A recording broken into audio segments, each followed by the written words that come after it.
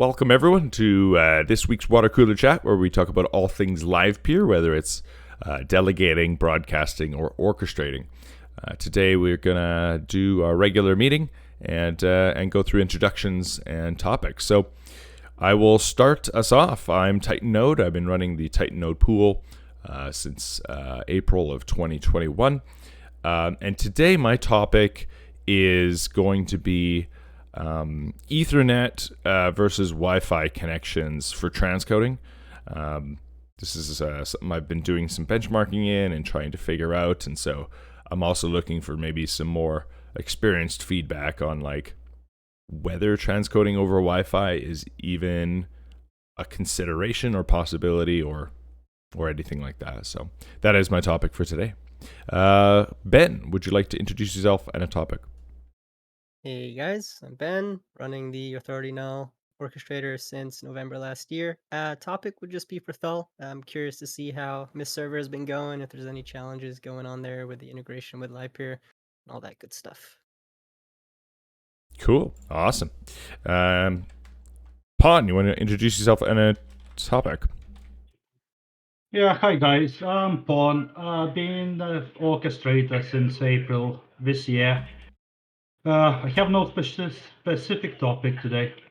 Very good. Thank you so much for joining us. Mike Zupper, would you like to introduce yourself and a topic? Hey everyone, Mike Zupper. I'm running Zodap Orc since February this year. No particular topic today, just listening in. Very cool.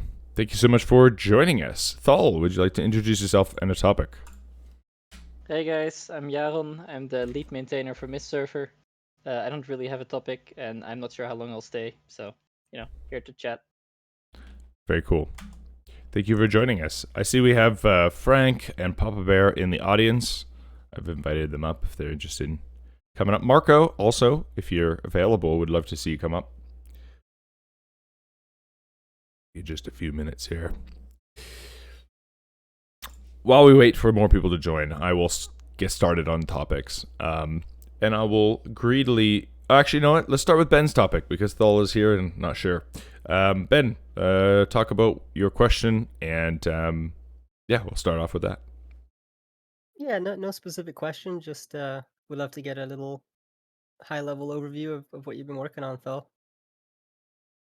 Sure thing. One of the main things that has been taking at least my attention recently is doing developer documentation for people that want to contribute to Miss Server. This is part of the transition from a mostly closed project to a mostly open project. And a lot of things were only documented in internal things that we pass along verbally or in notes and stuff. And we're making that all public, and that will release fairly soon, I think. So that'll be fun. If anyone is a C or C++ programmer, they can take a look at that and figure out how some of the internals work. It's all written out. We've also, of course, been working on actual updates to Mist itself. You may have spotted that we released 3.1 a couple weeks ago. That included a bunch of small features as well as a few big ones. And we're on the road to the big 3.2, which will have a new session management system to make it easier to track how many viewers you have and that kind of stuff. That's awesome. I'm happy to hear about the documentation, especially because that's definitely going to help. Oh, and always also fun to know is that lots of Livepeer.com's internals are transitioning to use more and more of Mist functionality. So that's been keeping us busy for a while as well. But that is thankfully mostly done by other teams, and we just have to assist them, which helps. But it's nice to know that they're using more and more of the available features. Awesome. Very cool. I see more people. More people have joined us. If you want to just put up your hand, I can invite you up to stage. You can come and introduce yourself and jump in on the conversation. I have a bunch of questions for Thul about that. I guess the first question is, how was the process of moving to an open source project from a closed source project, and have you done it before, or is this the first one? Well, I've mostly actually worked on open source projects in the past, or entirely closed, one of the two, either open from the start or closed from the start. Mist is also technically been open from the start, but we kept a lot of the code closed because we wanted to keep some things for pay only while others were free. And so a lot of the parts that were previously closed had not been publicly documented. And that's just something that requires a lot of time to catch up on. Yeah, and so that documentation, is it do you have to go back through the code and adjust things as you come up through documentation, or is it just documentation for the documentation's sake? It just takes a long time to get it all correct. Yeah, there's a lot of unspoken rules within Miss Server, and we're making those written out properly so you know what to do and what not to do, that kind of stuff. Like certain ways you should use systems that is not really anywhere that you can figure out that you have to use it a certain way. So we're making sure that that is, public.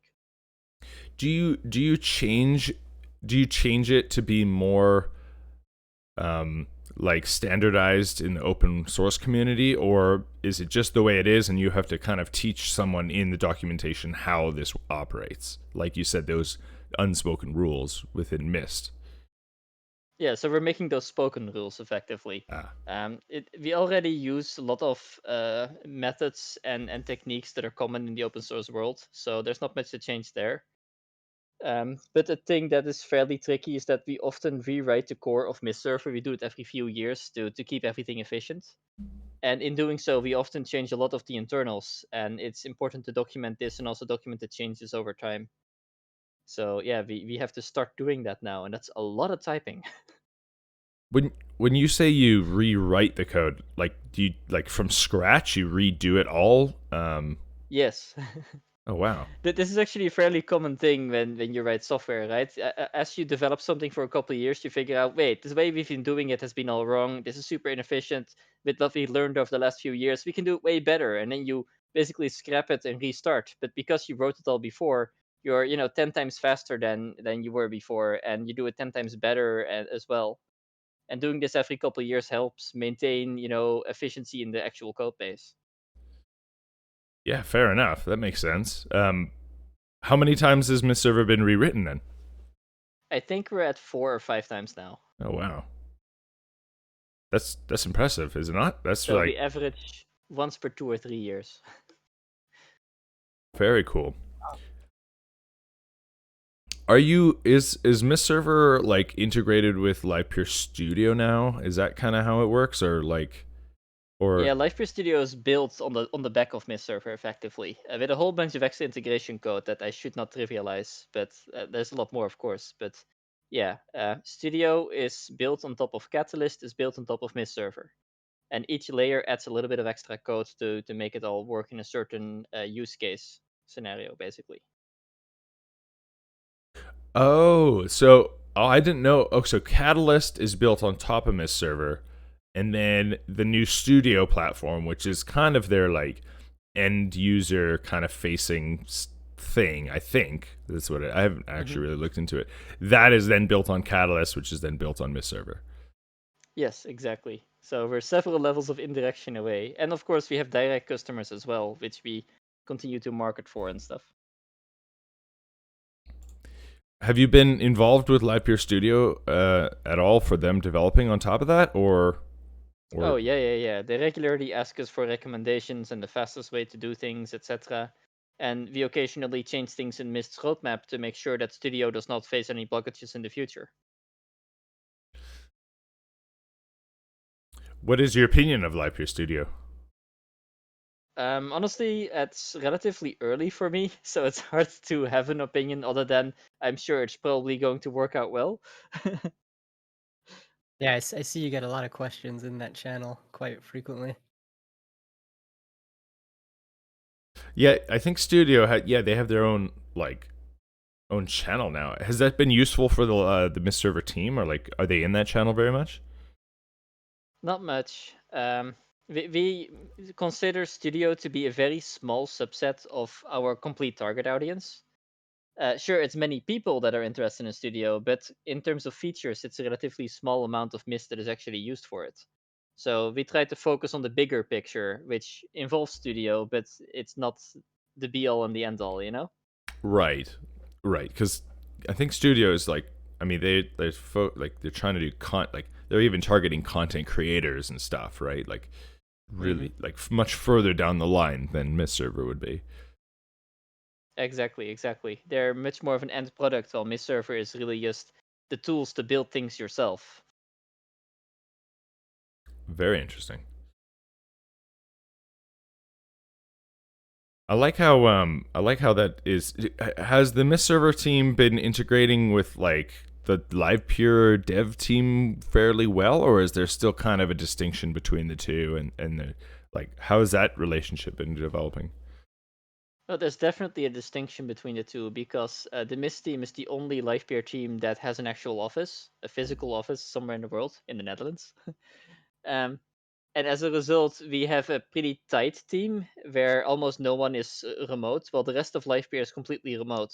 So they tend to be a little bit more loosely connected to each other, while we have a much tighter connection to each other as a team. And you definitely notice that, right? We can work a bit more efficiently because of that. But we actually get people from the rest of Livepeer over visiting us regularly. Oh, that's pretty cool. What? Yeah, that's really helped improve the cross-team cooperation. Well, I find that really interesting because there's this big movement of like.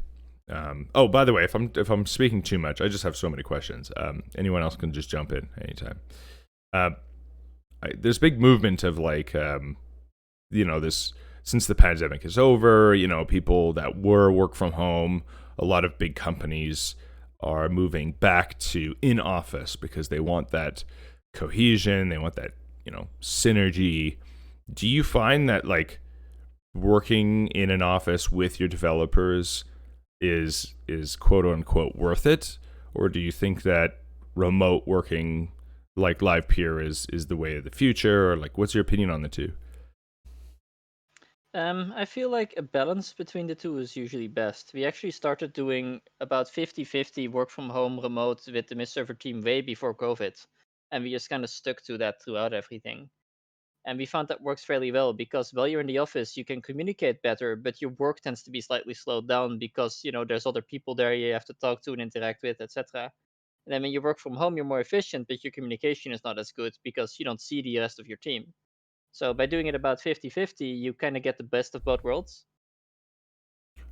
When you say 50-50, is that like 3 days in the office and 2 days at home, or is that like is that actually 50-50, or is it like how does that look when you say 50-50?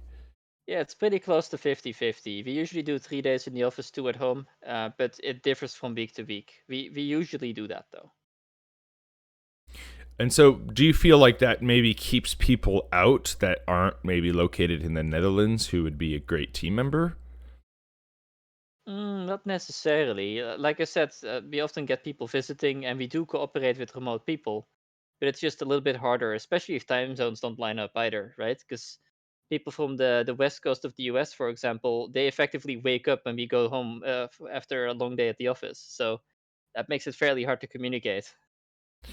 Well, exactly. Like I'm on the West Coast, and it's 9 a.m. here, just waking up with my coffee, just about to have breakfast, and all of Yeah. your, And I just got home and I'm about to have dinner.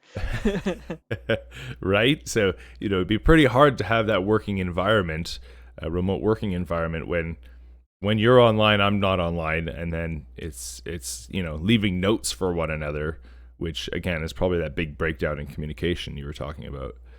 Exactly. Like you tend to communicate more accurately because it's all written down, right? So there's less miscommunication. But because none of it's verbal, or almost none of it's verbal, you miss a lot of that personal connection between people that gets that team spirit there.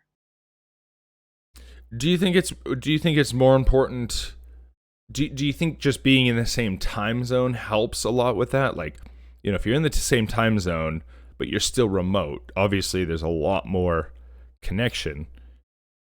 Would that fix the problem enough, or is it still in person makes a big difference? It definitely helps, but I find that it also depends on the team member, right? Some people work perfectly when they are remote in roughly the same time zone.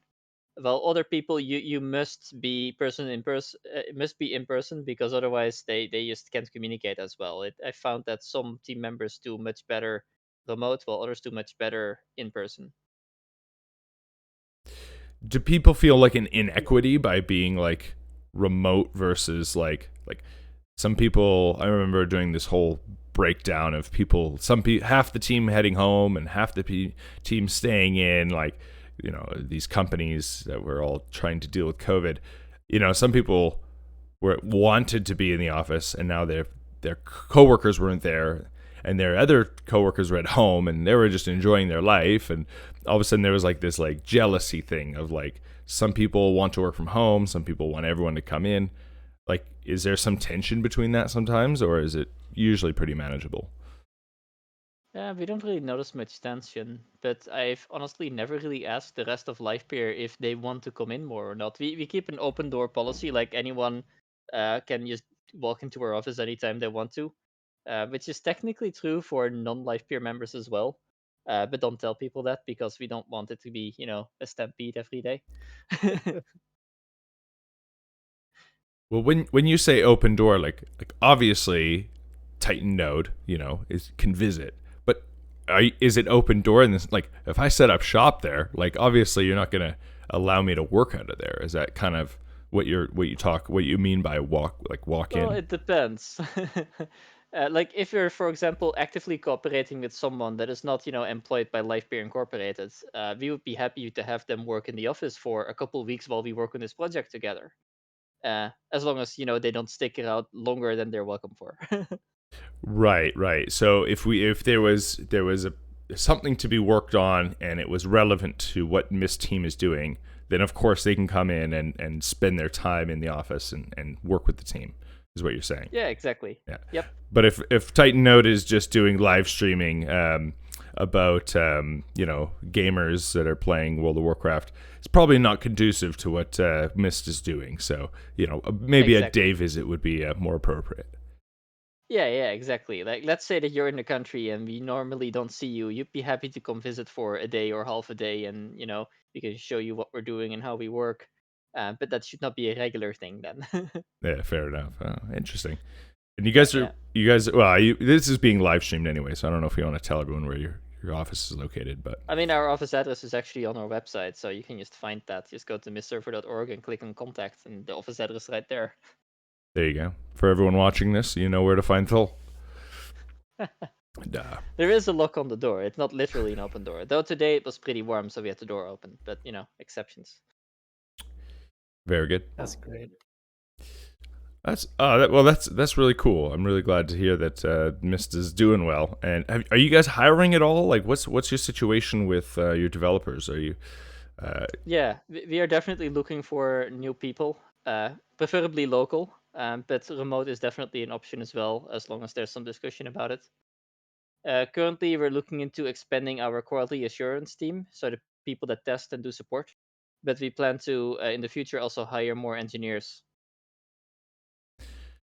And these people that you're looking for, engineers and things like this, are what is the process that you do to qualify them? Are you looking for good CVs, good resumes, experience? Are you looking for like what are you looking for?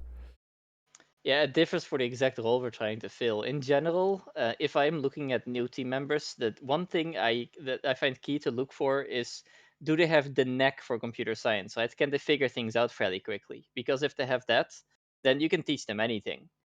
And sure, if they have experience that's relevant, that's cool, and that saves a lot of time. But you can teach people anything if they have the knack to learn this stuff. Right. So the adaptiveness to pick it up and problem solve for themselves.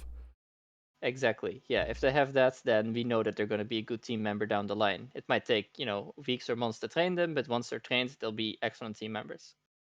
And when you interview these people, you know, what does the process look like from start to finish? Do you interview them in person? Do you do online stuff? Do you do what do they call, like, code reviews? Like what's the process for bringing someone on start to finish? I should note this is different from the rest of Livepeer, because as we're mostly in person, we can take a few shortcuts that the rest of Livepeer can't.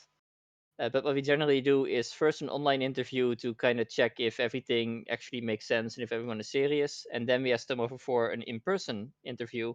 And after that, they are generally either hired or not. So we don't do any code reviews or anything like that. We found that meeting someone in person and discussing their code with them is actually much more effective to see if someone's capable of programming than, checking their actual code.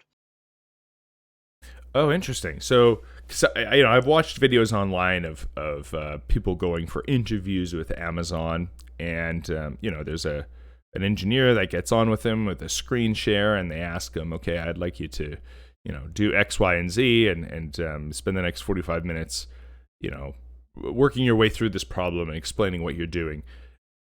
That's not something you do then with Miss Server? No, we more chat about the kind of things they've done in the past and the difficulties they've had and how they solved them. And from that context, you usually figure out if they have the stuff, basically. Are you looking for people that speak any languages in particular? Do they have to speak Dutch, English? How does that work for communication? Our only requirement is English. Dutch is a nice bonus, but we only require English. And we have several people that don't speak Dutch on the team, actually. Also, it sounds like the other people in my house are getting home, so I should probably exit. Okay, no worries. Hey, So I'll leave room for the rest now. Thanks for letting me bombard you with questions. I figured it. No problem. Well, I got you here. All right, see you guys next time. All right, see you, Thul. Bye-bye. Ha, that was fun. Figured I'd just keep going. Hopefully I didn't take the spotlight from anyone. Sorry, Ben. That was actually your question. No, yeah, that was great. I was hoping someone else would ask some specific questions. Cool. Okay, we got some more people that have joined us. Let's do some more introductions. FTKuhnsman, I see you've joined us. Why don't you go ahead and introduce yourself and a topic? Hey guys, sorry, I'm just listening in today. I'm gonna be in and out of meetings, so no problem. I gotta stay on mute. No problem. Thank you so much for joining us. Ed with Garden State Node, why don't you introduce yourself and a topic? What's going on, guys? Yeah, I'm gonna be just in and out too. I'm working on building my fence while the weather is nice. So yeah. Topic, I'm still interested in that, like what Mike was talking about last week, with that switch over of like trying to run a node or the Arbitrum node on like using different Arbitrum endpoints and having it like switch over. So that's about it. Very cool.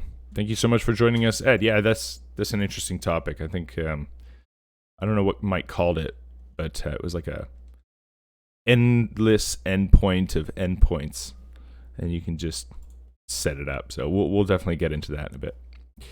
Very cool. Alex, would you like to introduce yourself and a topic?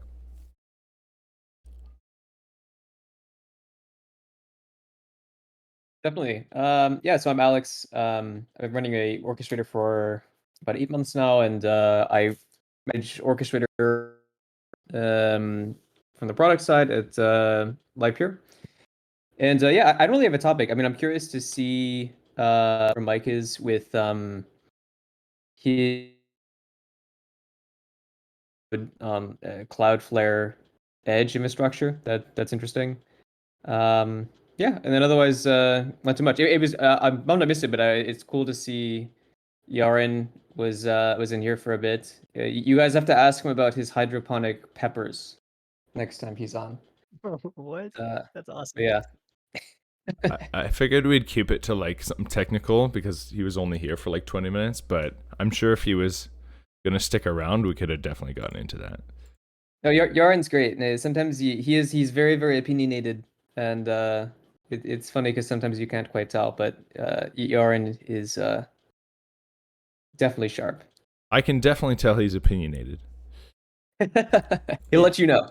Yeah. That's it for me. Thank you so much for joining us, Alex. Yeah, it's great talking to Yarin. I'm glad to see when he joins us. I got to meet him in person when we were in Amsterdam, and I think one of the first things he said, I was like, "Oh, great, you're here! Like, I didn't know if you'd make it." And he goes, "Well, I do live here," and I was like, "Ah, yes, of course." And it was just like, yeah, he's got a great way of explaining things. But yeah, very sharp guy. Cool. Okay, if anyone else wants to join us in the audience, please put up your hand. Brad, I see you're down there. I invited you up. But there we go. And also Quentin. Quentin, I don't know if we've had an introduction from you. I'd love to see you come up and just say hello. It's pretty easy going up here. Haha, I got him. There we go. Quentin, would you like to introduce yourself on a topic?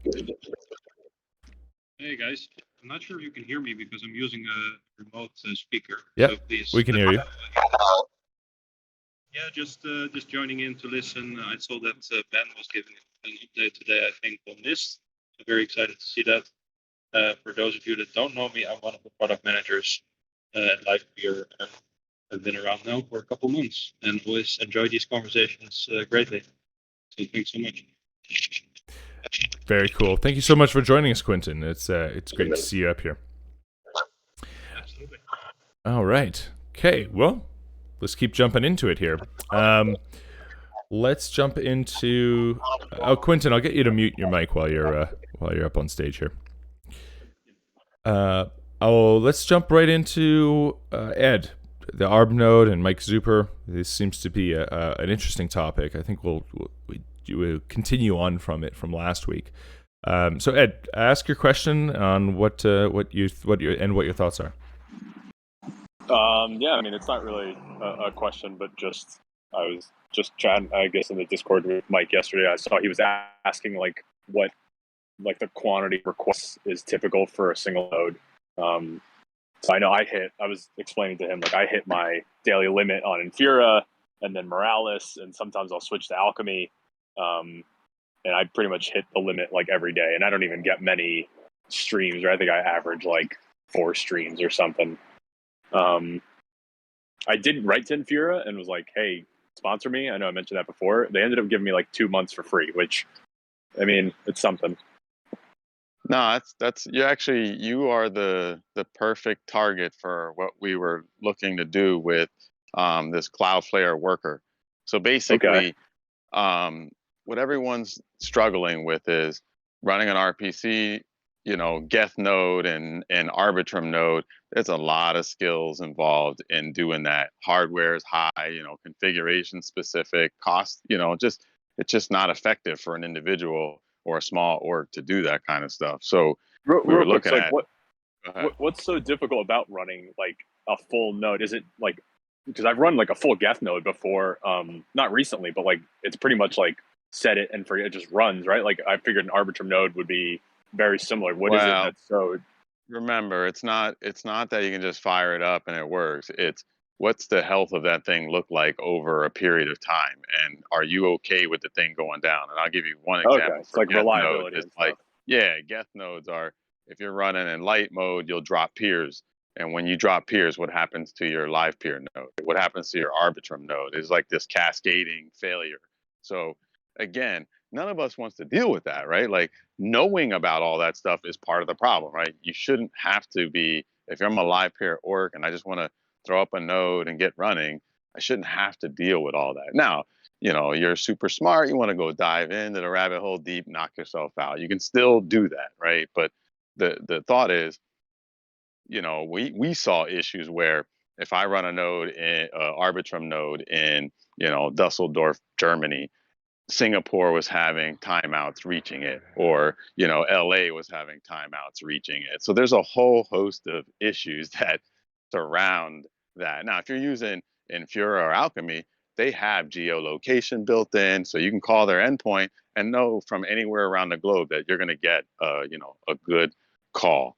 Now, they offer the free tier, but for Livepeer, if you're running more than one node, you quickly find, as you said, that you run out of RPC credits or whatever, right? So then what do? You're stuck. You got to take outages. You're just, you're getting 4 streams now, so that sucks. And you don't want to lose them when you're hitting rate limits. So the Cloudflare stuff we did was Cloudflare, as you guys know, out on the edge, meaning they're in every data center around the world. So if you write a little snippet of code, and I wrote a worker, and I'm going to publish this, I've just been working on it all weekend, the documentation part, but what it does is think of it like a proxy, where your Livepeer nodes will make a call to your DNS, rpc.mydomain.com, and it'll post like, hey, give me the next blocks.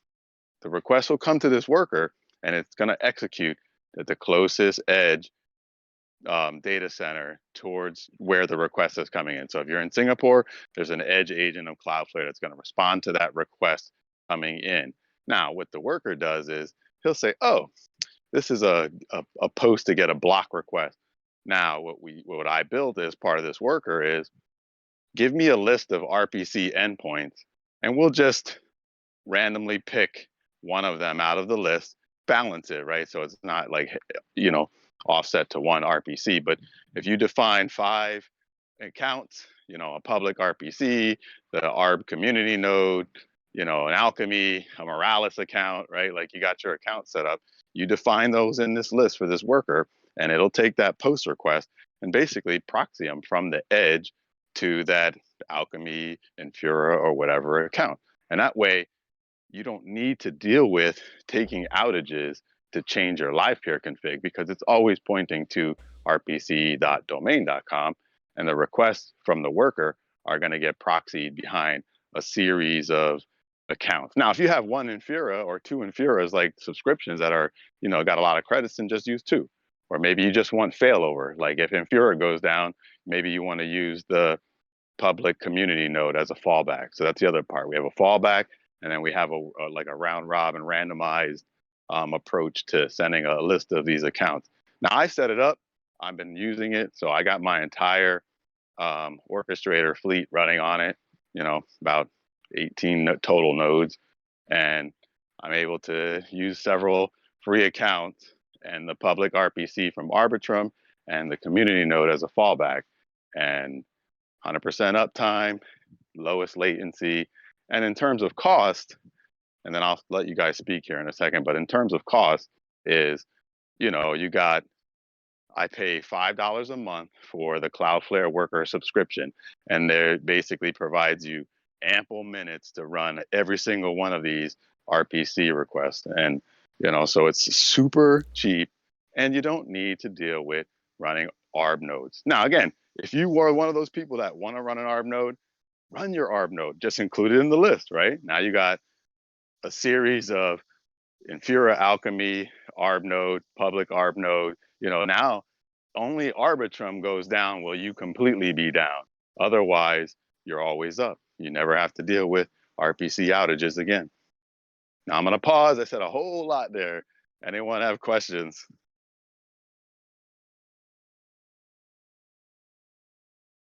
Yeah, and once this is published, you'll be able to, if you want to tweak the code and make it work for a specific use case, you can, you'll be able to do that. It's a really, really cool, flexible system. I've been testing it as well, and I'm excited for everyone else to jump on it when Mike is done documenting it all. Again, the big feature is no downtime, no servers involved, and affordability, where you can just set it up, manage it yourself, and you don't have to pay $50, $100, $200 Infura subscriptions. And you still, with Infura at $200, you still have the chance that they have an outage and you go down, right? And then you're back to shuffling your Livepeer configs from Infura to community node and all this. Just that in itself, switching RPC URLs in your config, that is a nightmare. And if all that this thing did was eliminate that, it's a huge benefit, right? Yeah, it's super cool because since everything is done through Cloudflare side, you can switch out RPCs on the fly and not take any downtime.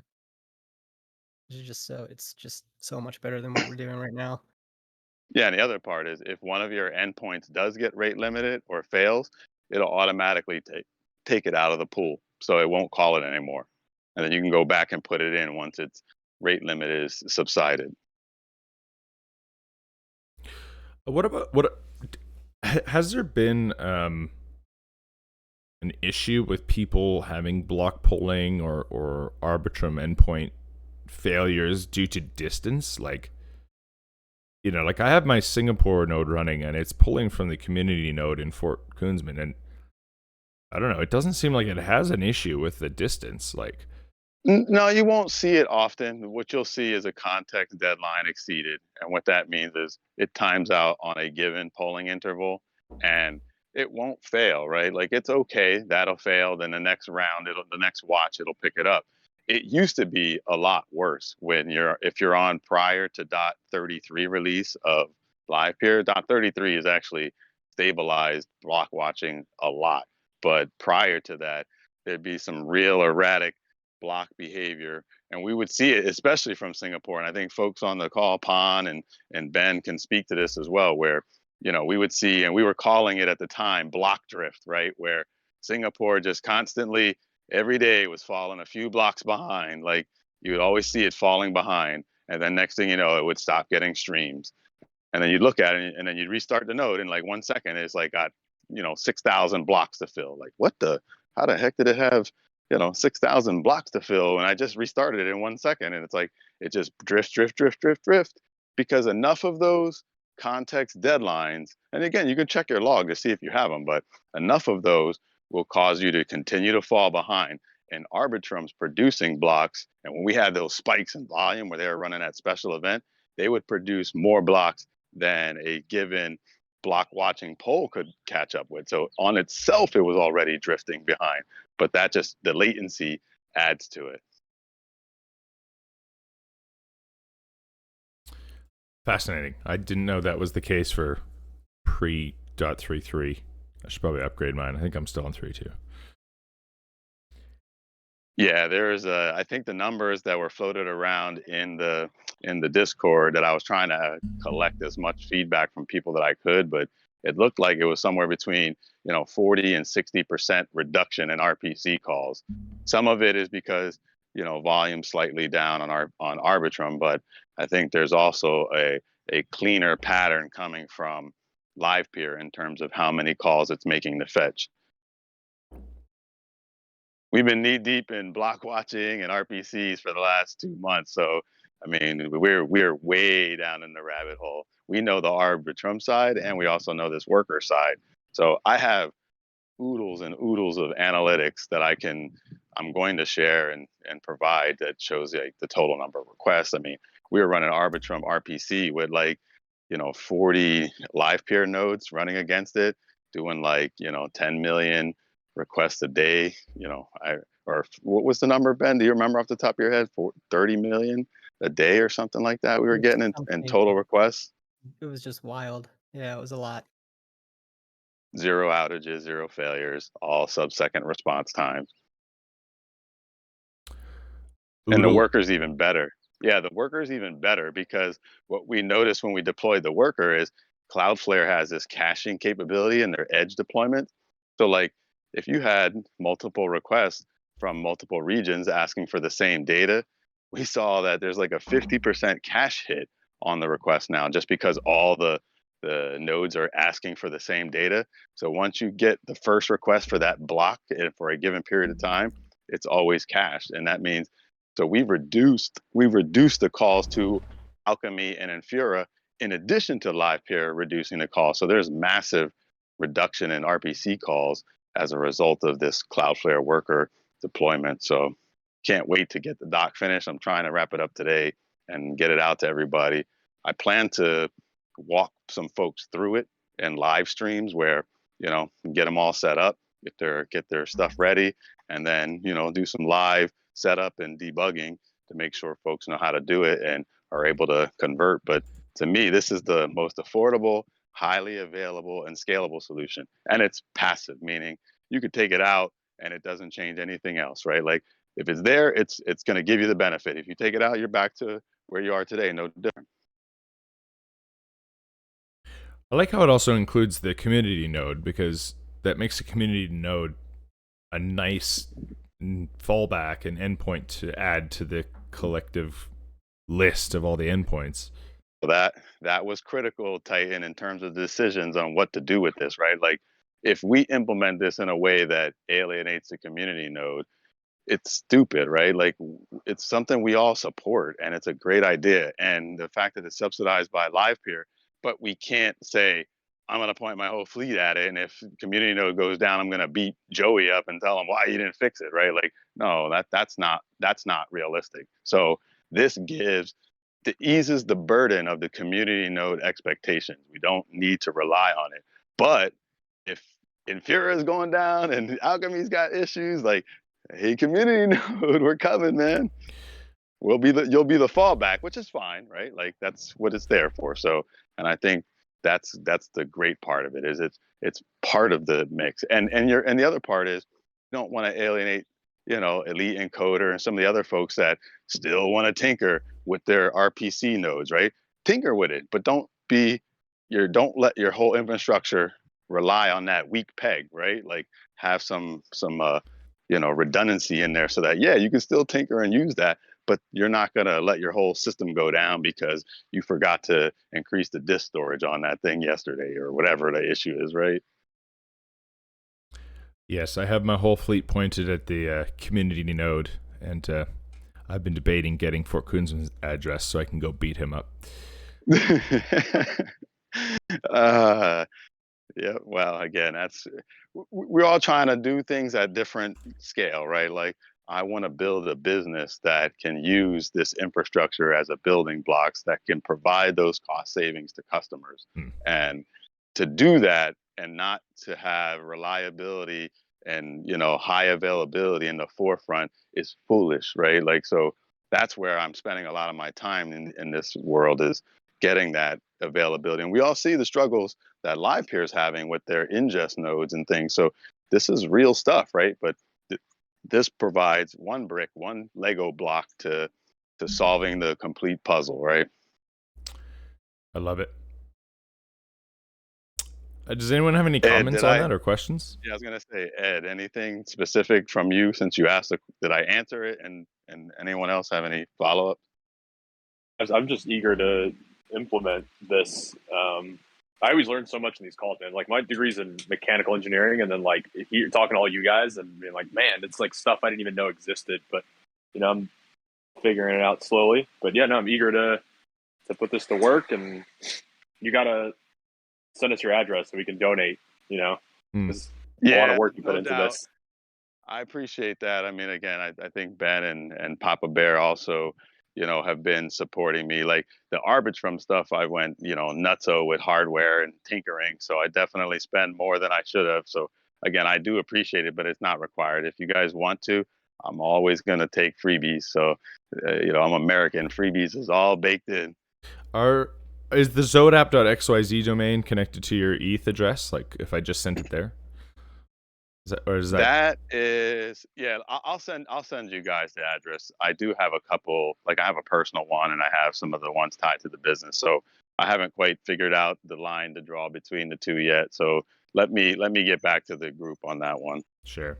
Yeah, because someone created the better reward call script. I don't know who. Yes. And I sent that person $50 because I was like, that has saved me.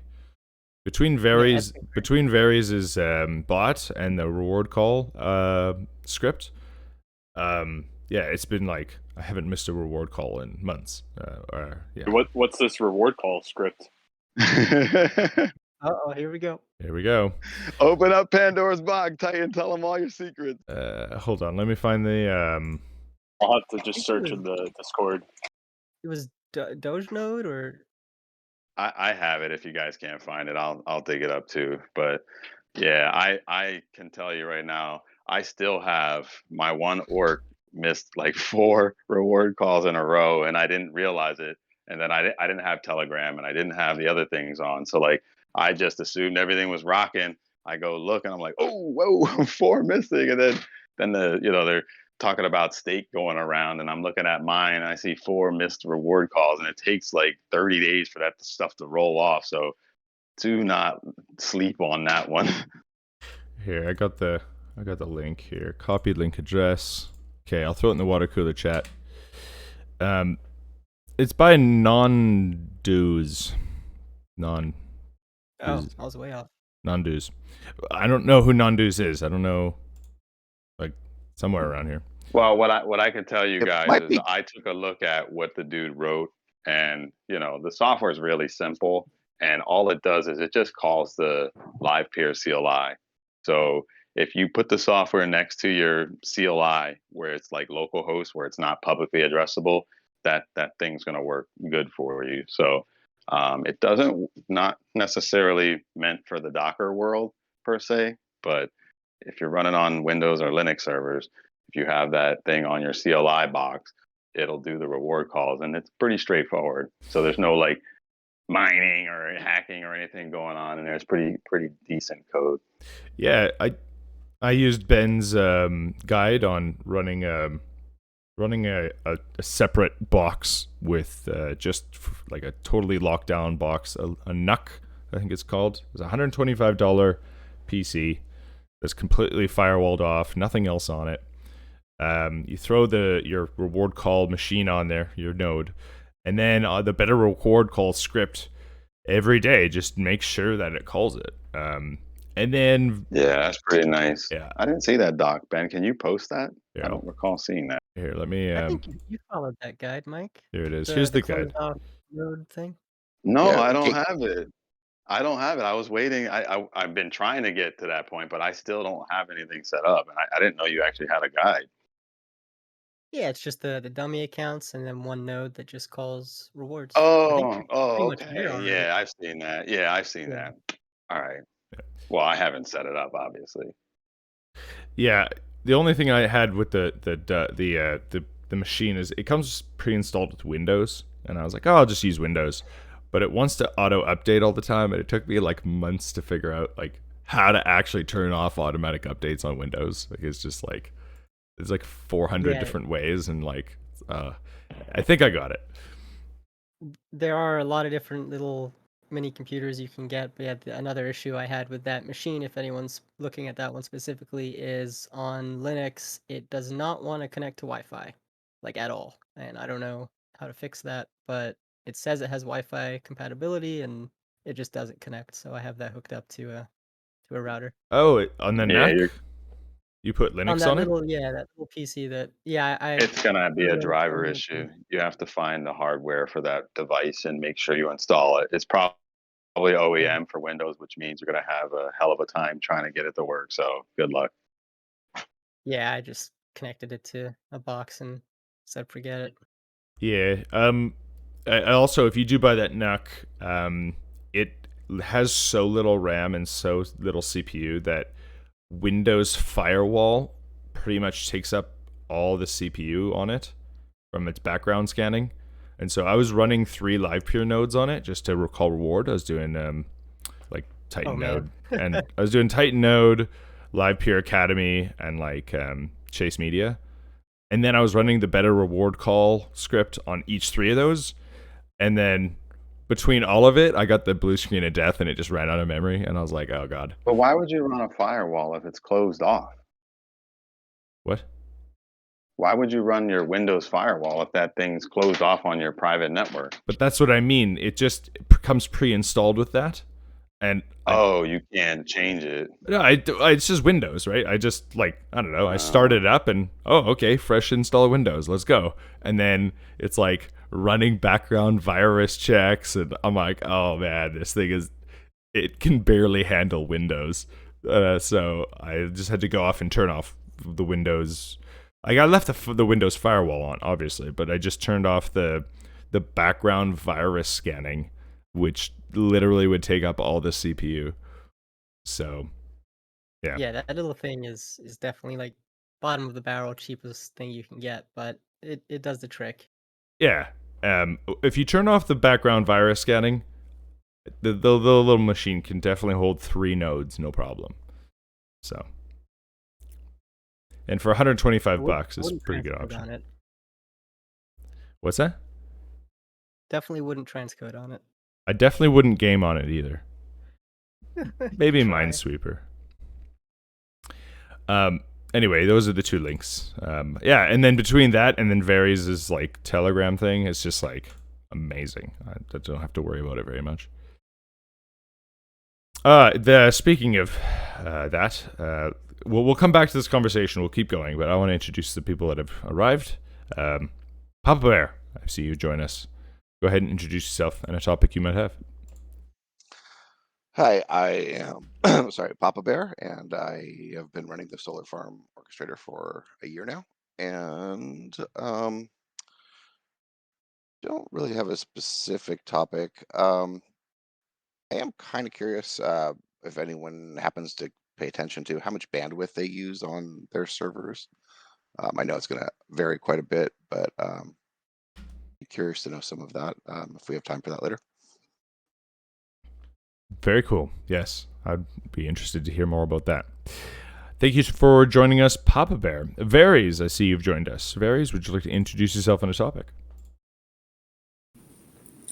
Yeah, hi, I'm running the Weirs and Numeris orchestrator since more than 3 years now.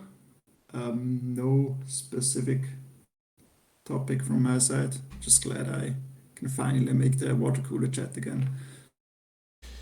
Yes, thank you so much for joining us. When you say finally can make it again, did something change? Are you not having dinners anymore? What has happened? Yeah, I was like taking climbing courses, so they were like always on Monday evening EU time. So during the past few like weeks or months, even I wasn't able to make it. And are those courses done now? Is that what you're saying? Short break, but they will continue. So yeah, unfortunately, we'll see how it goes. Usually Monday evening is gonna be hard for me to join. Is you said gliding courses? Is that what you said? Climbing. Climbing, like rock climbing, eventually. Oh, I see. Well, there you go. Well, either way, we're glad to have you as always, and thanks for making it. Hopefully, you don't climb out of this too early. There we go. Cool. Okay, let's continue on. Any other items around the ARB node endpoints? Are people having issues with ARB nodes? FTKuhnsman, I see you're muted your own headphones. I don't know if you have an update from the community ARB node or anything. Yeah, I don't think he can hear you. No, I He's think deafened. he's MIA. That's all Yeah. right.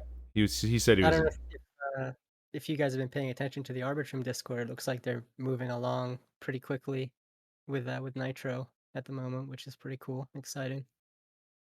Exciting but scary. Like they're Yeah, moving, definitely scary. they're going through it, and then we know that they're gonna launch Nitro, and there's gonna be some stuff happening. So I just pray, and this is probably more a question for Livepeer, right? But how are they in terms of preparation?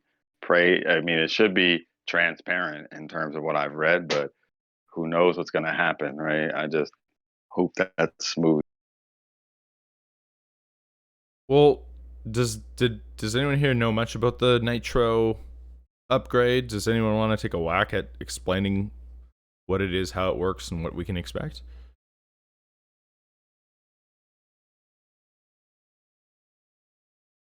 Yeah, definitely not well versed there at all.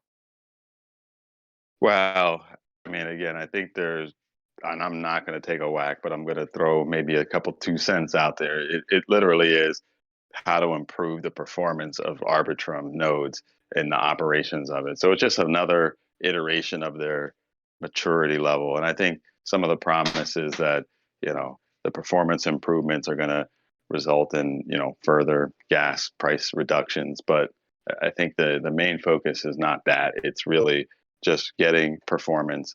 Again, some folks were 3, 4, 6 hour startup times. I mean, these kinds of things are supposed to be solved with that. Less resources, faster startups. I think there's a lot more there, but at least that's enough to whet some folks' palate if they're interested in diving in further.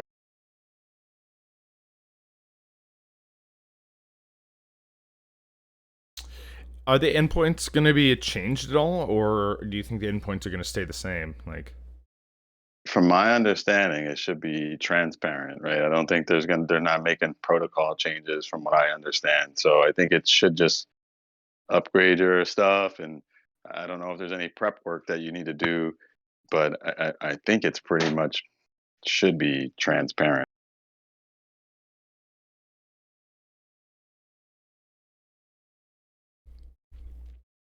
Well, there we go.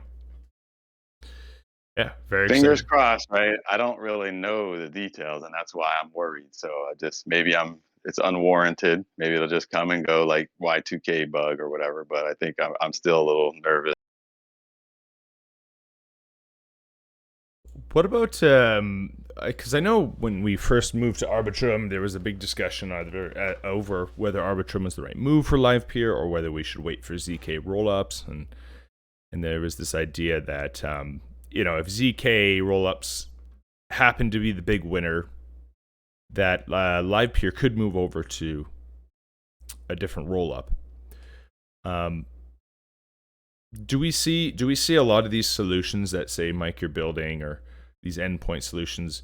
Do you think they'd be transferable to different rollups if we decided to move to ZK rollups or different? Yeah, the Cloudflare worker stuff is really transparent to the origin server. So like if Arbitrum's the origin right now, if you switched over, it's going to do the same stuff, right? Like the requests and responses may be different, so there may be some subtle tweaking in terms of error handling, but that's the whole point, is that it's meant to be passive. It's not meant to really touch or interfere with the requests and response. It's just literally geo distribution and load management, right? Trying to spread it out a little bit. So it's definitely transferable. Very cool. Okay, any other last comments on endpoints, these kinds of things? Cool. All right, well, we'll move on to my topic, which is something that I've been testing out and trying to figure out, and hopefully someone here has some maybe better experience or a better understanding. My whole thing is about transcoding over Wi-Fi, and whether that is something that is a big no-no, or whether that is something that is probably just not a big deal. So people in my pool, obviously, they're joining from all over the place, and right now they can join over Wi-Fi, and assuming they have 5G Wi-Fi, they can get the upload speeds required, right? 100 megabytes a second upload required to join the pool, but you can do that over Wi-Fi, and so I realized there's actually a handful of people in the pool transcoding over Wi-Fi. And my pool has lots of spikes and errors, obviously. I'm dealing with randoms. And I just realized, like, is transcoding over Wi-Fi possible, really? Because a simple Google search told me that, Wi-Fi is great for convenience, but for reliability and interference, it can be really bad, especially if you're, like, in a city with lots of different frequencies. That could, and what I'm seeing is, it's even more than that too. Go ahead. Yeah, so okay, I'll just throw it out there. Like, does anyone have an opinion on transcoding over Wi-Fi? So I've been testing that. I have a home GPU, a couple of GPUs that I've been using, and not for any reason, just because the area of my house, I don't have a good LAN connection going to it. So I just wanted to see if it was possible. So I'm in live pool, and I'm also, a remote transcoder for one of my production orcs. And what I found is, I think it is doable, and the reason is because Livepeer does segmented based streams, right? So they're sending pieces, and that's better for Wi-Fi, because if you wanted to send, say, a WebSocket connection, open a persistent connection and stream it, what happens on the Wi-Fi routers is there's a certain number of channels and bands, they call it, where they'll start taking priority. Let's say some video game jumps into the network, and on the Wi-Fi, it'll just start prioritizing that work over stream work. Or, I mean, you could configure that kind of stuff, but if your hardware doesn't have the proper number of channels, proper number of bands, that kind of pausing and stopping is not good for streaming in general. But it can work with Livepeer because they're doing small segments, and those segments can go through a Wi-Fi band or channel without a disruption because they're small enough. But if you start getting into 10, 20, 30, 60-second streams, those could probably start to see disruptions, especially to your point with cities and interference and all kinds of stuff. And I spent a lot of time, and even now, like I still have problems with my Wi-Fi on certain things. So it's not ideal, but doable. Yeah, so I did some testing. I have a machine here that I've been setting up, and I did some testing on a Wi-Fi version and a cable version. Now, I still haven't like tested out exactly the one-for-one metrics on it, but basically, right off the hop, there's 20 milliseconds shorter distance by being wired over Wi-Fi. So obviously, there's a latency issue. But as long as you can, but it seems as though for connectivity and consistency, because over a 15 segment test stream, what you're getting is 45 seconds or 30 seconds of streaming, and the Wi-Fi can handle that, right? Like it's 30 seconds, and but what I'm trying to figure out is like if you're holding a stream for 1 hour, right? Is Wi-Fi really going to have zero disruptions over 1 hour? That it doesn't do it like that for 1 hour. That's what I'm saying is like if you look at the logs and the way these requests come in, they're sending segments. They're posting like little batches of it, but it's tied to like an ID. So like you'll see when you're saying it's an hour long, it's the session. The transcoding session is 1 hour, but you will have seen, several little chunks firing in all throughout the entire hour, right? Yes. And that's how it works. So I think it's not like you open a connection and you just fire in 1 hour's worth of content. It's just little chunks, which is why you're right though. You'll still see if that Wi-Fi network's poor. Again, I'll give you one example is AX is the Wi-Fi 6 standard, and on my home network, I'll get like 900 megabits on my Wi-Fi. But if you're not using AX, you're going to get like 100. And then if you're running multiple streams at 100, megabits per second throughput on a old Wi-Fi channel, that's terrible, right? Like that's not going to work. Well, what I'm thinking is like you have an hour stream, and there's one disruption on one segment, and the segment comes back just over real time. And then the broadcaster or the orchestrator drops, boots you out. Right? Boots you out because it's great and all to have an hour stream, but if one segment that's 2 seconds long gets sent back longer than 2 seconds once, you're kicked, right? And if that, I assume, yeah. And so I was thinking like Wi-Fi just seems too unstable, yeah. Anyway, I've been battling with this because really doesn't seem to be a difference between a wired connection and a Wi-Fi connection other than latency for the test streams specifically. But the durability of the reliability of getting each segment back is like questionable if you're doing like an hour stream, it seems. Yeah. I would agree. I think sustainability over a long period of time, Wi-Fi is susceptible to more disruption. So, and you're going to run into more problems too if you're doing multiple streams, which may not be as much of an issue with a pool. But yeah, when I first started it, I tried doing it on Wi-Fi. It was like it didn't work at all. I mean, it was terrible. Plugged it in and do it just directly in. No problem. I mean, it was like a huge difference. So, obviously, depending on, like Mike said, what kind of Wi-Fi you have, how close you are, all those kind of things are going to play a role. But personally, I would not be transcoding over Wi-Fi. Yeah, this is an upgrade that I'm putting out on the pool. This is making it so that Wi-Fi is not available. You have to plug in. So we'll see how that goes. Well, for those folks that don't have Wi-Fi, or like say, you're in an old home and you can't get it, the other thing I have is that there's a a wireless device where, or not wireless, it's wired actually, but it runs your internet through the power lines. So they're called power line adapters. So you could plug one power line into your power socket, you plug a connection to your router into it, and then you take the other device into the room that doesn't have Wi-Fi, you plug the other thing into the wall, into the socket, and then plug your, your router into that, or your LAN into that.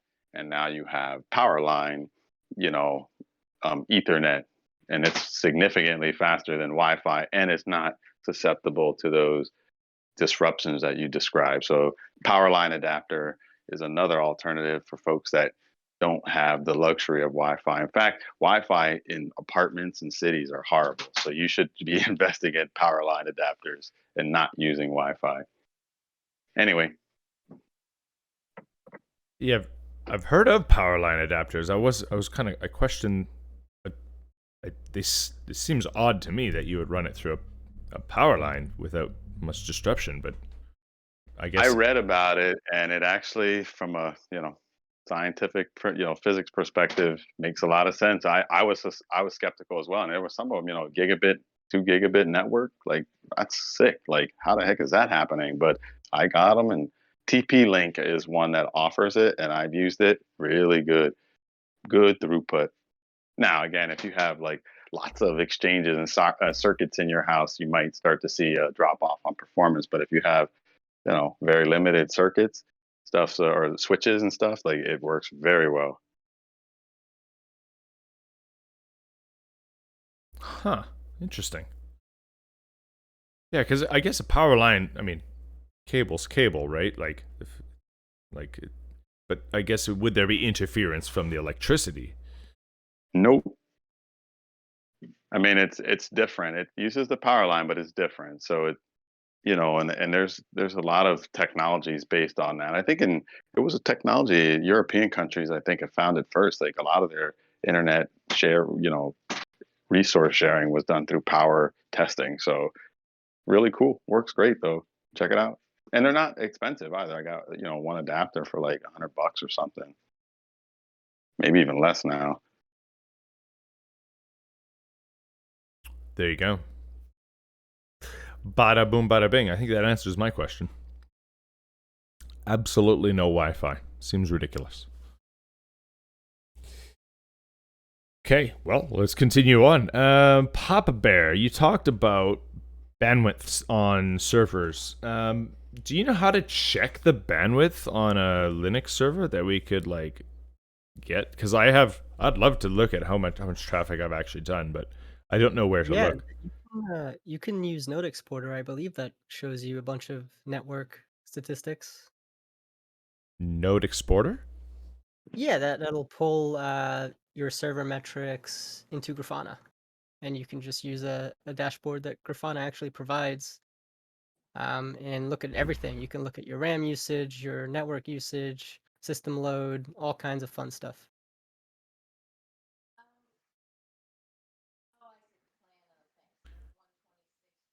Yeah, I just look at the if like on a VPS or like on if it's a hosted server, I just look at their control panel, and it shows me like how much usage there is.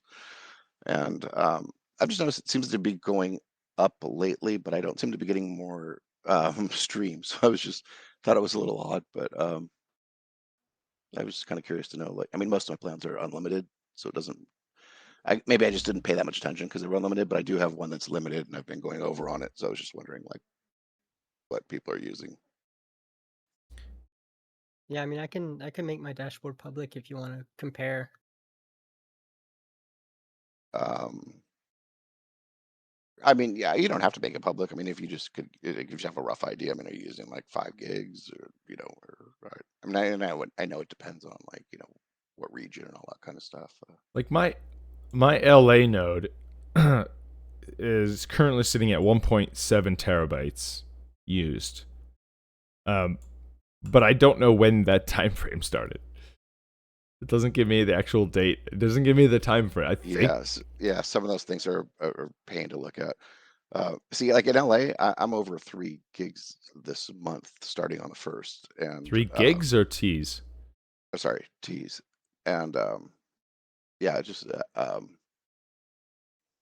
just seemed like a lot. I mean, I was over 3 last week, so I was like, I have 4, and I'm like, am I gonna hit 4? But again, then I just looked at some of my other servers, and they're all in that same range. So I guess that's Well, pretty. here, I'll give you this I then. think LA is getting more traffic than it normally has, and I think that's Yes, it has.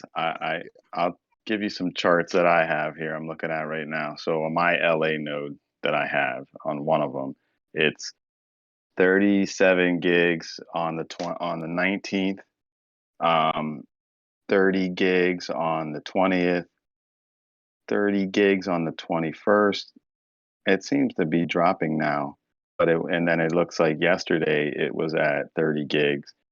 And then today it's about 18 gigs so far today. So there's quite a bit, and that's a low usage server on this particular node, and it seems rather high. So 30, 40 gigs. And what did you say your limit was? I've got 3 terabytes now for a month. Oh yeah, so you're not going to hit your limits, but 80 gigs so far in July on this server. So it's hard to tell, my man. I think it's going to be very different based on your stream counts, but I don't see anything less than 10 gigs on every one of my nodes per day. They're all above 10 gigs, but 30, 40 gigs, maybe 60 gigs I see on a daily basis for some of them. Yeah, and that's also going to change when they take ingest nodes out of rotation for a bit too. Like right now, Right, Chicago is Oh yeah. not active, so California and New York are probably going to be getting a little more traffic than usual. Yeah, LA was definitely busier recently than it has been, and Chicago is pretty much like dead as a doornail, so that's no good. Yep. All right, fair enough. Yeah, because I'm using a DigitalOcean, and I get 4 terabytes per month free, and then it's 1 cent per gigabyte after. But I think that's for the entire pool, which is like really, yeah. As soon as we start getting lots of work, like I question, like I wonder how this is all going to affect the bandwidth pricing, because one of my providers, I get unlimited, like 1,000 terabytes a month, so like they won't charge me extra. But DigitalOcean seems to have some really good locations, but there's just a cost on it. Well, that goes back to folks that were talking about building like co-located infrastructure. If you have fixed cost broker deals where your bandwidth is pegged to that, and you're going to probably pay through the nose as you scale up, right? Those deals will be harder to break as you start to improve. I think right now it's probably fine for most people, but that's a caution point where you got to worry about co-location, especially bandwidth goes up and up.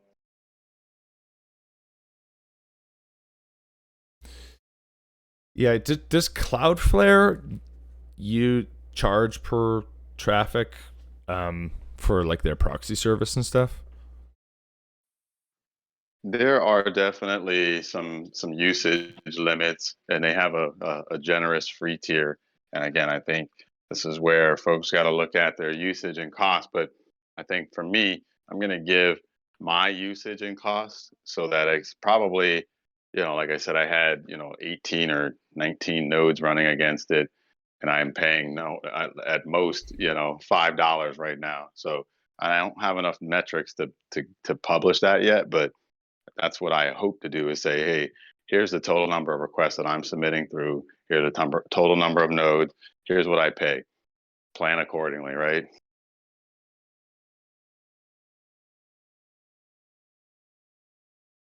But it's, my Arbitrum RPC service right now with 5 total VPSs running, 3 ARB nodes and 2 Geth nodes is like $600 a month.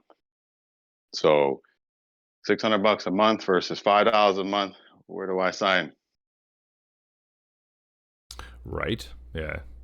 It's pretty damn good.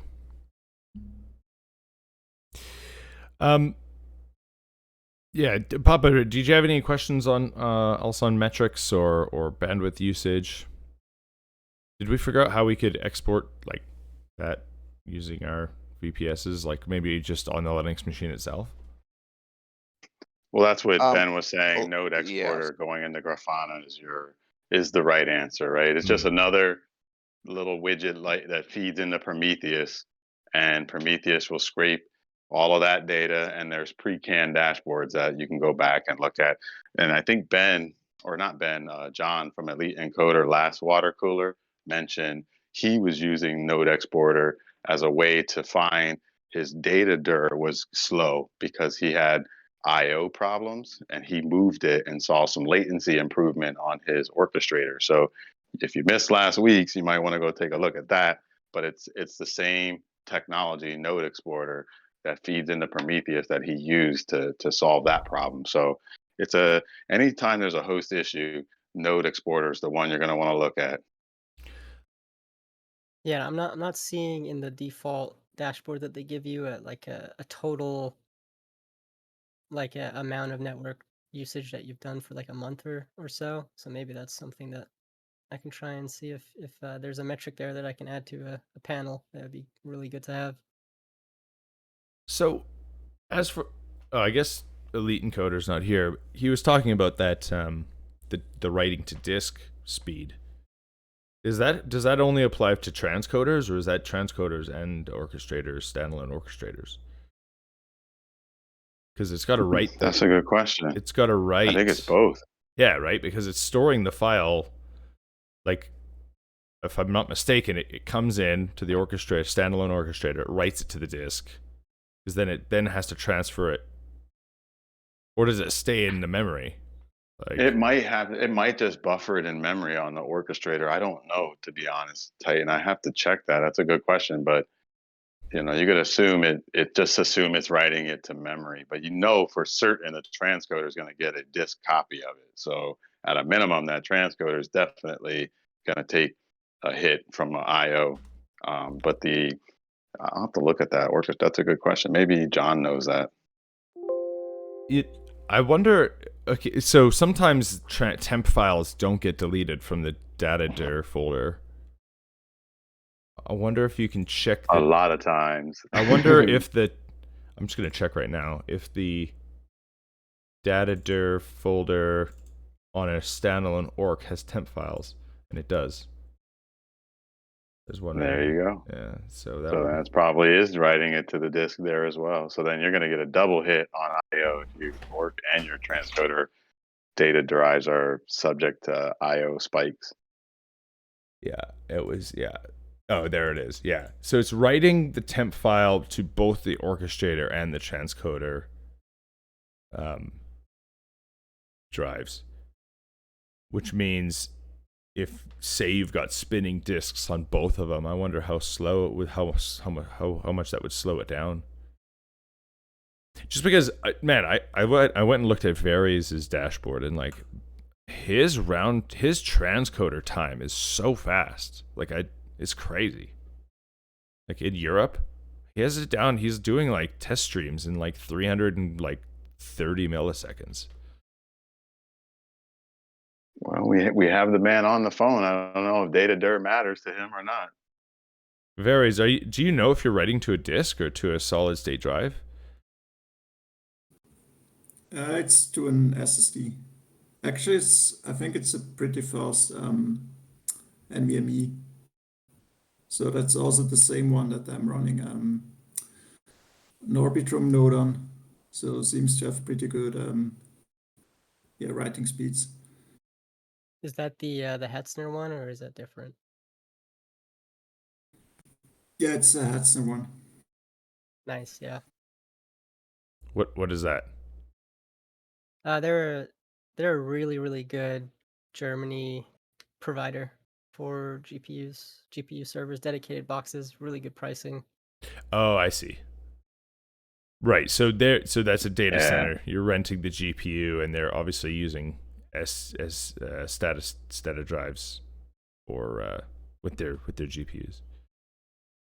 Yeah, but even if you're not using that, though, like we were saying, is just having a partition where you or separate drives for your operating system and your data dir will go a long way. But if you want to go, RAID 1 or RAID 6 for your VPS to really get the throughput, then those are options you can do, and you don't need NVMEs. But NVMEs, obviously, especially if you have like a RAID NVMe setup, man, you're going to have the fastest speed you can get.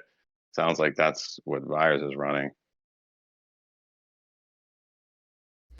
Yeah, because on DigitalOcean, I can look at, the write speed, the write and read speed.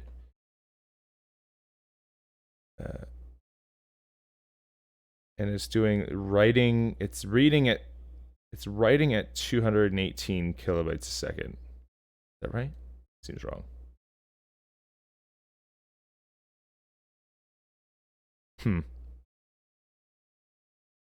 Yeah, no, that's right. Reading and writing. Wait, why is it only reading at 500 kilobytes a second? But its network is 2.6 megabits a second. Does that make sense? Yeah, makes a lot of sense. I mean, again, from an operating system perspective, network traffic gets written to the disk drive, right? Like there's I/O activity. That's why they call it I/O. It's input output. So the disk is going to be used for network sockets. It's going to be used for memory swapping. And I think that's what John was tackling, where he saw swap usage from his operating system that was overflowing on his drive, and that was taking away the performance. So, and you'll see the reads suffer and the writes will suffer. But if you're getting a couple hundred, that's not good. You need to be a lot higher. I mean, again, or reduce the load. Like if you can buffer this stuff in the memory, then you don't need as much IO. So it's finding that sweet spot, man, optimizing it for your workload. This is where, folks like Ben or John rather, really in there tweaking settings at every level. Like that's far more advanced than I've been doing. I guess this problem might go away though once they switch over to the per frame segment, or like, because they're gonna get away from the segment stuff at some point. They were talking about. Really? Yeah. Is there something in the works now for that?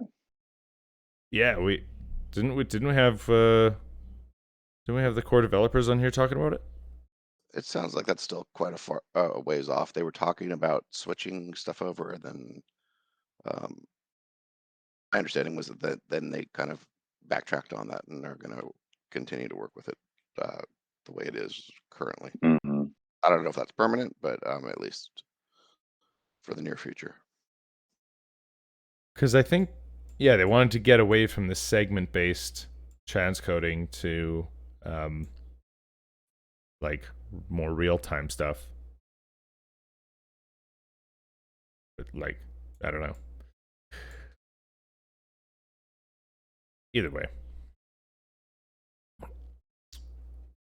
I guess if it if writing to like, yeah, if writing to a disk is not going to be that much better, or writing to a solid state drive is not going to be that much better, then it won't matter really, as long as you get the transcoded work back fast enough.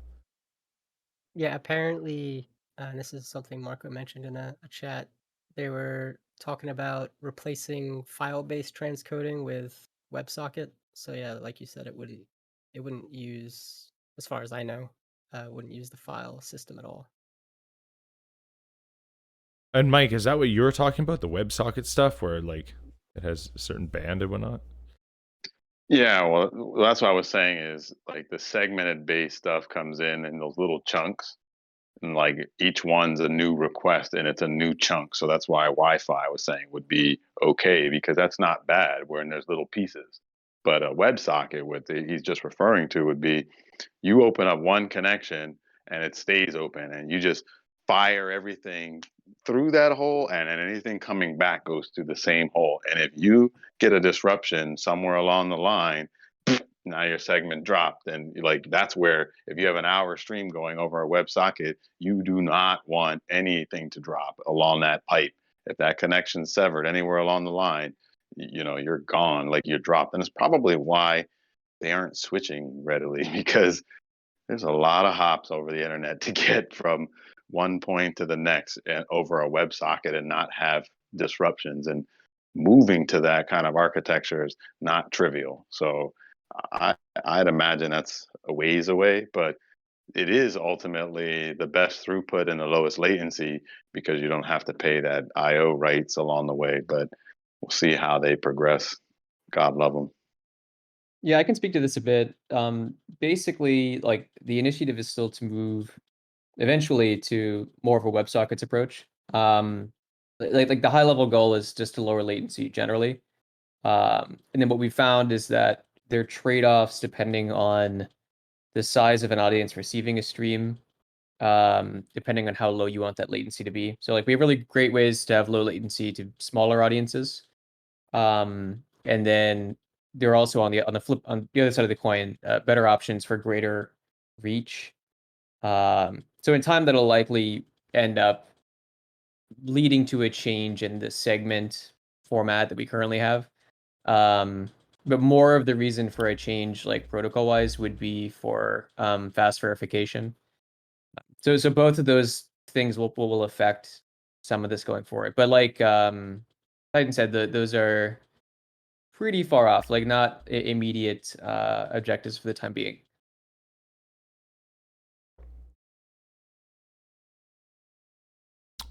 Bada boom, there you go. Cool. All right, well, does anyone else have any other questions or topics they want to discuss about operating nodes, or any questions about your systems and these kinds of things?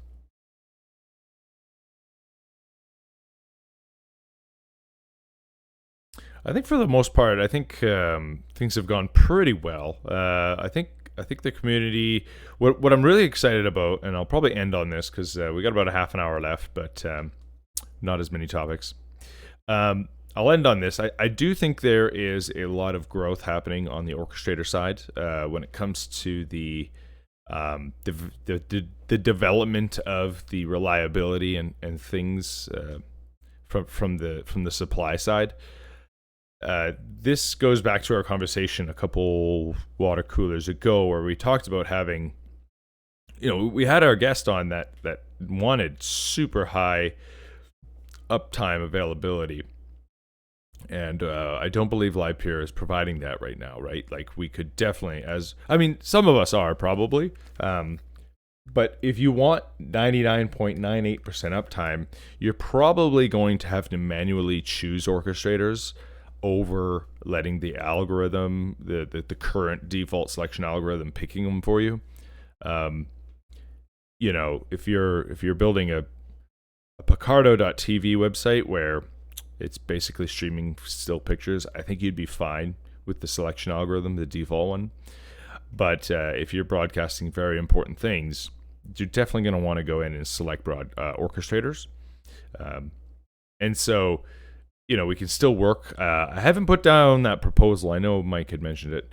The proposal for maybe another performance board that helps broadcasters select orchestrators, not just on random 30-second streams 4 times a day, but maybe on like real live performance on frames dropped over long periods of time, like weeks or months. So are people still interested in that idea? This idea of maybe a more robust dashboard for broadcasters to look at the quality of streams on Livepeer? Absolutely. I would love a more robust performance board. That would be incredible. Because I think a more robust performance board is probably going to come from the community more than Livepeer Inc. Livepeer Inc. has already done their simple performance board. They've got a lot of different things pulling at them, and I think if us as a community want to get together and do that, I think we would actually probably know best as to what to provide to broadcasters in terms of like promoting ourselves as how reliable we are. And then as well as we can also, for once, maybe advertise our costs, because right now we all arbitrarily kind of just set them to what Livepeer is willing to pay. And there's really no opportunity to price your orchestrator on sale. Maybe you want to provide 20% less than the other person, but you have less uptime or something like this. And that it really isn't I guess communicated very well currently. And there's really no incentive to do that. Whereas if we create a new dashboard, we could probably figure out also the costs associated with this 30-day stream, and how many frames have you dropped over 30 days, and what the actual cost was. And then it would also make it competitive for us to actually look at the open marketplace for who pricing, right? So who would be interested in doing a review on me on putting together a grant proposal for that?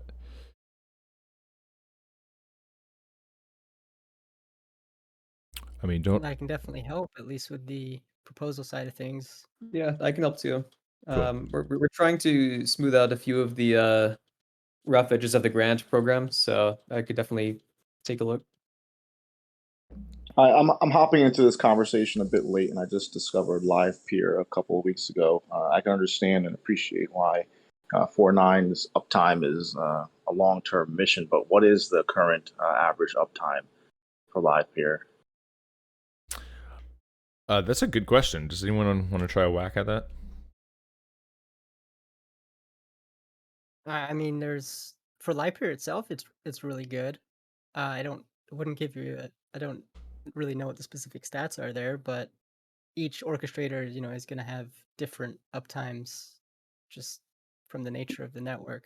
But I would say there are several orchestrators who provide maybe 95 to 98% uptime. I don't know. Is that... I'm pretty sure some orchestrator, like Varies, is up, I think, 99 point something percent of the time. Like, right, if not better. Like, I think there's a couple people in here that I know of that like are doing very well for uptime.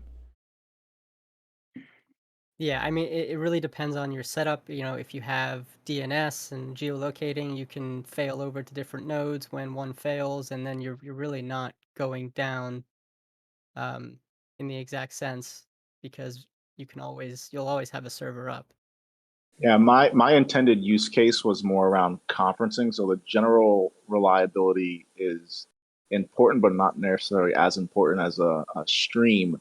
But there's no way I can scale it if I'm manually selecting the orchestrator. So that's why I was wondering if there was, a general or an average uptime across the network. That's a good question. Nash, why don't you, I don't believe I've seen you here before. Would you like to just introduce yourself and what your involvement with Livepeer currently is and what you're working on? Sure. My name is Nash. I'm CEO and founder of a company called Undock. We are building the most powerful calendar in the galaxy, in short. And the calendar also includes video conferencing. We are currently using Amazon Chime. But one of our investors and potential new employees was very excited about what's going on in the Livepeer community. So I was investigating it, and it looks interesting. And there could be very well be an angle for us to either implement it wholly or partially on our platform. Yeah, so Nash, first of all, thank you so much for coming. Great to have you here, and welcome to the community. According to your question there, this is actually so funny. The timing on this is amazing, because this is literally what I was talking about. We want to submit a grant to the Livepeer grants team to build a tool to help a broadcaster such as yourself figure out the reliability and costs of maybe switching to Livepeer, right? Like if you're, because what would be really nice, as for manually selecting orchestrators, it's not like it would be something you have to do for each stream, right? It's you literally, we would build like hopefully we would build a tool where you just put in what level of uptime you want. Like if you're willing to accept 99.98% uptime, and you want to, you know, like we can show you the orchestrators that are giving this amount of uptime and their costs, and then you would just add that to your config file, and away you go. There's no more updating it after that kind of thing. But if you were to use the default, Okay, that's helpful. yeah, so like it would just be, you know, it's like eBay. You go and you pick, you know, the ones you want.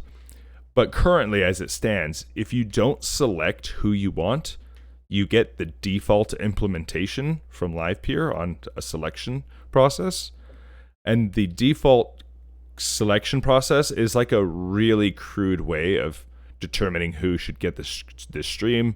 It's based on like, it does the best you can, right? It's for not knowing anyone. It detects how far away you are. It detects whether your last segment you've transcoded it is in real time. It detects your price, and then it does a stake weighted selection. So, but like stake weighted selections isn't necessarily the best performance metric, but like you got to choose someone somehow by default, right? So it would be nice to create a dashboard where we could provide you with the costs and the uptimes of all the different orchestrators, and then you can kind of pick and choose if you wish. No, that would be fantastic, and I'm happy to speak on this further and talk about what we're considering if that's of any interest to anyone. And I could just throw my email. I'll tell my actual email. I don't post it. It's N as in Nancy, X as in xylophone, at undock.com. That's undock.com. Cool. Okay, got it here. It's Nash. Yeah. So and even you know, for this dashboard we're looking at building, you said you were using Amazon Chime. Is that a transcoding service? Yeah, it does all of our video piping, and it's okay. We were in an accelerator, and we were using Twilio before. I actually come from the telecommunications industry. I've been in it for 10 years. We were using Twilio, and then Amazon convinced us to use their platform right when it was coming out. It's been okay. It's all right. And obviously, Amazon at their scale, cost isn't, you know, terribly bad. It's not crippling us in any way. But we do have, it's not public, so I'm trying to careful with my words, but we do have some sort of streaming element in our platform, and I'm considering using Livepeer for that. And if that works out and there's a way to reliably and scalably implement it for the video conferencing. I think Huddle One is one company that uses you for video conferencing. Is that correct? That's correct. Yeah. Yeah. So I would consider that, but the first use case would be for the streaming element of our platform. Yeah, definitely. I mean, the nice thing about Livepeer is you can kind of test it out. Livepeer Studio, I believe, is a great way to just check it out. And then you can also run your own broadcaster node and all these kinds of things. It's very configurable and very price competitive. Yeah, like we can be 10 to 50 times cheaper than some other services. With good uptime and all these kinds of things too. So yes, absolutely. Yeah, well, definitely interested. So anyone can shoot me an email from whatever team, it doesn't matter, and I'll happily chat with anyone as well. Awesome. Can you drop your email in the event chat as well? Here, he didn't want to. I'll send it to you. I got it. It's a private email, so I don't want it. You can email me at Nash at Undock. I'll drop that in there. That's like a public email, but the one I gave over this is my real email.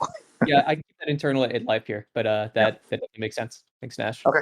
All right. Thanks. Cool. Yeah. No, I think I really would like to build a tool to really focus on how broadcasters such as Nash can like benefit from Livepeer, and then create that cost analysis where even in the list, you can almost create that list of broadcasters that stream to each orchestrator, give their statistics.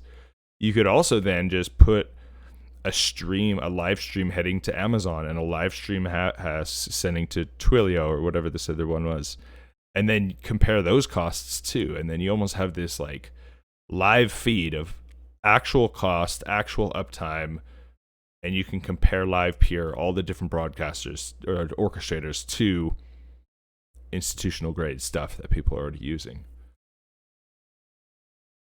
And then you're making a real comparison.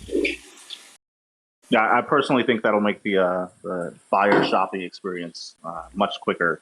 Like I checked in about 2 or 3 weeks ago for the first time when it was recommended by the investor, and my first thoughts were, yes, I can save significantly, but what is the reliability and uptime? And I've kind of been in that bubble for 3 weeks right now, so we haven't started touching it. We may find some time in our roadmap the next month or so to mess around with it, but that is like a major, not drawback, but just hesitation. Like it's unknown for me that I need to quantify before I take the next step.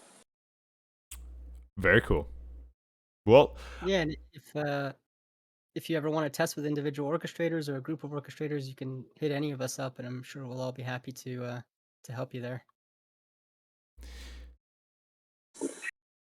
That's great. I'm glad to be in the Discord, and I'll engage more. I just happened to see this little calendar icon on the Livepeer Discord, and I said, "What's that about?" Something with a calendar. I need to know. But then I jumped into the chat, and you were talking about the thing that I cared about most. So very glad. Awesome. Okay, well, that's just inspired me a little bit more. I'm gonna create the grant for this, and I'll get the community feedback on what metrics we want to do and how this might look, and maybe build a cost for these kinds of things. And it'll almost be a sales pitch, a sales comparison, as well as an internal performance board for broadcasters, and then that way we can really start to display the power of Livepeer and how it can really benefit people, and reliability and cost savings. Yeah, that'd be super cool. It's a big missing piece right now, I think. Yeah, because like what's so interesting about Livepeer is, unlike Amazon where you're just streaming to one service, Livepeer can have failovers in itself with different orchestrators. So you can almost have 10 times redundancy just by using Livepeer streaming right into it. So I'm interested to see what that would look like as well. Cool.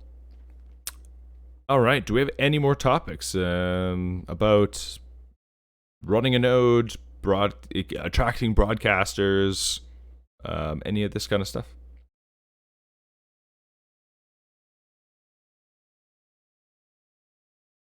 Cool. Okay. Well, we've been at this for an hour and 47 minutes, so it's been a good long chat. Thank everyone for coming. Nash, thanks for joining us. We appreciate you having you here.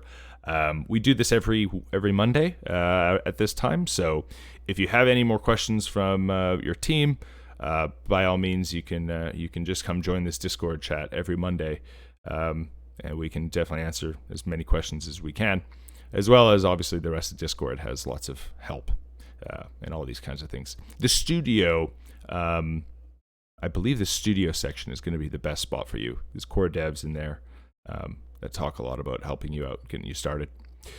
Otherwise, that is the end of this water cooler chat. I appreciate you all being here, and we will see you all next week. Cheers. Awesome. Thanks, guys. Thanks. Thanks, bye.